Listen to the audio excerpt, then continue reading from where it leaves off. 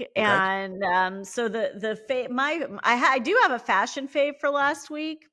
And you and I have talked about pink before and how it really looks good Yep. on most people. Most people can wear pink.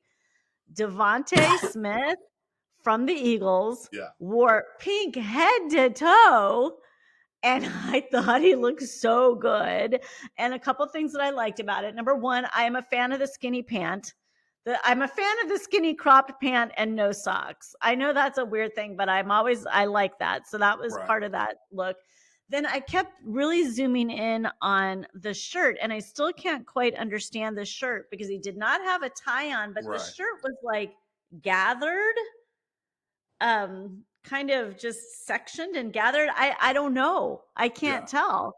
But it was very interesting to me. But I really, really thought he looked great. So definite fashion fave for me of last week. I agreed. I thought he looked incredible. So good, Yeah. right? Absolutely. And Absolutely. I have another little fashion. I guess it's not fashion, but appearance wise, I am digging Josh Allen's long hair. His flowing locks for the playoffs. I just think he looks good that way. So I had to you throw know, that out there.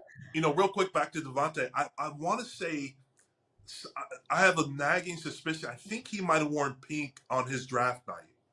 No, you know who? Well, wait, he's not a rookie. No, no, no. Is He's he a not a rookie? rookie. No, he's not a Well, rookie. maybe he did. We'll have to go back and look. But the Detroit guy, their first rounder that Detroit picked, Quinyon he wore Mitchell. pink. What was his name? Quinyon Mitchell. No. The guy that they picked this year that came out, Oh, he wore Detroit is pink. Quinyon plays for Philadelphia. What am I Yeah, thinking? no, the Detroit first round pick this year, Terry Okay. on or something like that. Anyway, he wore pink, but Okay. we'll have to go back and see if Devonte Adams did because you're right, he might have because Yeah. I think he's pretty fashionable guy. But my fave was first of all just games Saturday, Sunday, and Monday. Right. That was really nice because this week is a long week with no football till Saturday. But my favorite thing that I saw was the 99-yard drive that Houston made when it looked like CJ Stroud was going down for a sack, and just that throw he made was, I don't know how many yards it was, had to be over 50 because then I think they just had like maybe 2 plays to score, but that was an incredible play. It was very, very exciting, and that was my favorite thing that I saw last week. What was yours? My favorite was just the Rams, considering everything that's going on in LA, because I know how Yeah. hard that is when you're kind of distracted. And although they took families with them out to Yeah. Arizona, Yeah. still though, when the homestead is in danger, and who knows where everyone kind of lives, but I'm sure some of them had, hey, Oh, is, for is my home sure. still there?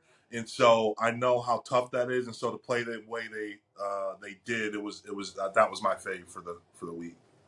Yeah, that Yeah. was pretty amazing. My frustration was the Bucks loss. Yeah. I mean, so just I will not dwell, I will not take up a lot of time, but I will say this. Number one, I'm tired of people saying, I'm tired of people calling for Todd Bowles' job because I'm sorry. He has been in the playoffs for 5 years now, either as a head coach or a defensive coordinator. Right. And yes, people can bash the NFC South all they want, but you yourself have said that it is hard to win in the NFL. So any coach that has done that is a good coach. Yes. And he also has gotten people promoted. He clearly has an eye for coaching talent. Look Hmm. at Liam Cohen. I was all upset when Canales went to Carolina, but Liam Cohen, hello. So I just think people need to shut the f up about Todd Bowles going anywhere. I think he should stay. I would like to see him stay another couple years and develop Liam Cohen, and then we just have a nice little succession plan. So that's my Okay. plan. I'll tell Jason that that's what I Yes. would like to see. So Jason Light, if you care, this is what I would like to see. Um, so, you know, the team, we had a great team. We had a really good season. We had injury problems. Not that that's an excuse. A lot of teams did.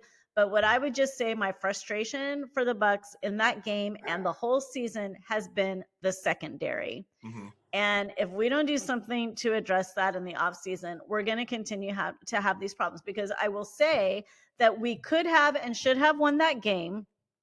I think he was right to go for the field goal with 4+ minutes left, because ideally we could have stopped them. But we gave up 2 third down conversions. And both times it was that passing game down the middle, and we had no one there to stop them. Mm. And then as soon as that I was like, this is it. And then the doink, of course, why does a doink have to, the doink is supposed to not go in. And then of course it goes in for Washington. If it was us, it would not have gone in. So, and then my other frustration was, why did ours have to be the only good game? Yeah. I mean, why? So Well, that's all. well, that was my frustration, that there was only really one competitive game over the wild card weekend.